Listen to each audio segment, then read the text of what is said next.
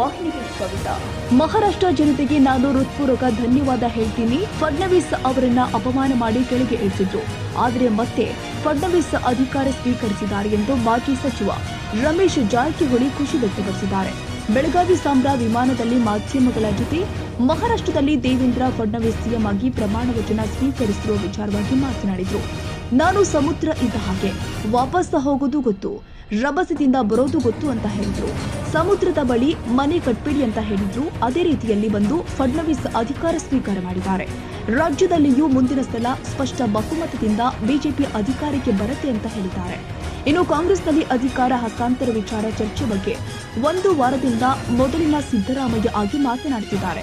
ಸಿದ್ದರಾಮಯ್ಯ ಅವರಿಗೆ ಧನ್ಯವಾದಗಳು ಅಂತ ರಮೇಶ್ ಜಾರಕಿಹೊಳಿ ಹೇಳಿಕೆ ಕೊಟ್ಟಿದ್ದಾರೆ. ಮಹಾರಾಷ್ಟ್ರ ಎಲ್ಲ ನಡೆದಿದೆ. ಮಹಾರಾಷ್ಟ್ರ ಸಿಎಂ ಬಗ್ಗೆ ಆದದಕ್ಕೆ ನಾವು ಭಾಳ ಮಹಾರಾಷ್ಟ್ರ ಜನತೆಗೆ ಒಬ್ಬ ಒಳ್ಳೆಯ ಮುಖ್ಯಮಂತ್ರಿ ಕೊಟ್ಟದಕ್ಕೆ ನಮ್ಮ ಹತ್ಪೂರ್ವ ನಮ್ಮ ಕೊಡ್ತೀವಿ. ಮತ್ತು ಅವ್ರು ಭಾಳ ಅಪಮಾನ ರೂಪವಾಗಿ ಅವ್ರನ್ನ ಕೆಳಗಿಳಿಸಿದ್ರು. ಅದು ಇವತ್ತು ಮಹಾರಾಷ್ಟ್ರ ಜನತೆ ಅವ್ರು ಏನು ಹೇಳಿದ್ರಲ್ಲ, ಅವರ ಒಂದು ಡೈಲಾಗ್ ಹೇಳಿ ಉಳಿದರು, ನಾ ಸಂಬಂಧ ಇರೋದನು ಸಮುದ್ರ ಯಾವಾಗ ಹಿಂದೆ ಹೋಗ್ತೈತೆ ವಾಪಸ್ ಬರ್ತೈತೆ. ಹಂಗೆ ನಾನು ನೋಡಿ ನನ್ನ ಕಿನಾರಕ್ಕೆ ಮನೆ ಕಟ್ಟಿಬಿಟ್ರೆ ವಾಪಸ್ ಅದಕ್ಕೆ ವಾಪಸ್ ಬರ್ತಂದು ಆ ಪ್ರಕಾರ ಬಂದು ಅಧಿಕಾರ ಸ್ವೀಕಾರ ಮಾಡೋದಕ್ಕೆ ನಾವು ಹತ್ತು ಅಭಿನಂದನೆ ಸಲ್ಲಿಸಿ ಸಂತೋಷ. ಕರ್ನಾಟಕದಲ್ಲಿ 2028ಕ್ಕೆ ಮತ್ತೆ ಪುಟದ 100% ಸೀಟ್ ಜಾಸ್ತಿ ಬಂದು ಭಾರತೀಯ ಜನತಾ ಪಕ್ಷ ಅಧಿಕಾರ. ಕಾಂಗ್ರೆಸ್ನಲ್ಲಿ ಪವರ್ ಶೇರಿಂಗ್ ವಿಚಾರ ಚರ್ಚೆ ನಡೀತಾ ಇದೆ.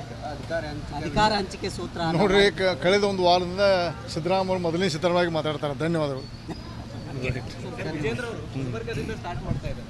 ಸೊ ಅವ್ರು ಬೇಕಾದ್ರೆ ಎಲ್ಲಿಂದಾದ್ರೂ ಮಾಡ್ಕೊಳ್ಳಿ ಅನ್ನುವಂಥ ಮಾತನ್ನ ಯಾರು ನಾವು ಅವರ ವಿಚಾರದ್ದು ನೋಡ್ರಿ. ಅವ್ರ ಈಗ ನಾಳಿದ ಬಹುಶಃ ಮುಂದಿನ ಹಂತ ಈಗ ಸ್ಟಾಪ್ ಮಾಡಿ ಎರಡು ಜಿಲ್ಲೆ ಬಹುಶಃ ಸ್ಟಾಪ್ ಮಾಡ ನಮ್ಮ ಮಾಹಿತಿ ಪ್ರಕಾರ 2 ಜಿಲ್ಲೆ ಸ್ಟಾಪ್ ಮಾಡಿದ್ದಾರೆ. ಜನ ಸ್ಪಂದನೆ ಮಾಡಲಿ ಅವರಿಗೆ. ಅವ್ರು ಜನ ಕೇಳ್ತಾರೆ. ಈಗಾಗಲೇ ಬಂದು ಹೋಗಿ ಅವ್ರು ದಿಲ್ಲಿ ಮಾಡೋ ಕೊಟ್ಟರು, ಈಗ ಮಾಡೋ ಅನ್ನುವಂಥ ವಿಚಾರ ಬಂದಕ್ಕೂ ಸ್ವಲ್ಪ ಅವ್ರಿಗೆ ಅಂತ ನಮ್ಮ ಸುದ್ದಿ ಬಂದಕ್ಕೆ ನಮ್ಗೆ ನಿಜ ಸಂಗತಿ ಗೊತ್ತಿಲ್ಲ. ನನಗೆ ಗೊತ್ತಿಲ್ಲ.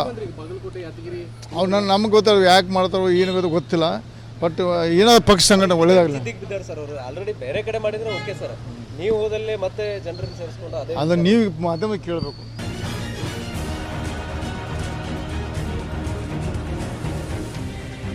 ತಾಜಾ ಸುದ್ದಿಗಾಗಿ MTV ನ್ಯೂಸ್ 24/7ಗೆ ಸಬ್ಸ್ಕ್ರೈಬ್ ಮಾಡಿ ಮತ್ತು ಬೆಲ್ ಐಕಾನ್ ಅನ್ನು ಒತ್ತಿ. ತಪ್ಪದೇ ಲಿಂಕ್ ಶೇರ್ ಮಾಡಿ.